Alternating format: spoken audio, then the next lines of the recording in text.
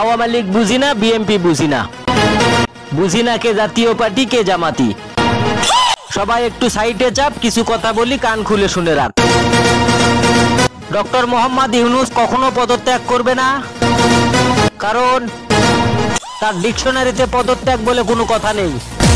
Doctor Mohammad Yunus কোনো পাড়া মহল্লার খেলোয়াড় না, যে কোনো একটা ভুলে হলুদ কার্ড দেখিয়ে সাসপেন্ড করে কিছু সময় বসিয়ে রাখা যাবে।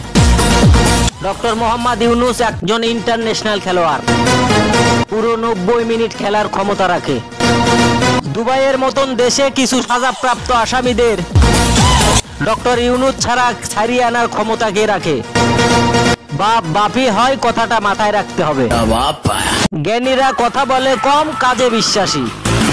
মূর্খরা বোঝে কম, চিল্লায় বেশি। আবার যদি কেউ ডক্টর মোহাম্মদ ইউনূসের বিরুদ্ধে মিছিল নিয়ে রাস্তায় আসে, এমন পিটান পিটামো, মৃত্যু নিশ্চিন্ত হবার পরও 25 মিনিট ধরে পিটামো তারে।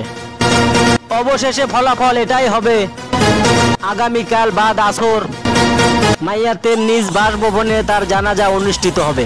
ইন্না লিল্লাহি ওয়া ইন্না ইলাইহি রাজিউন।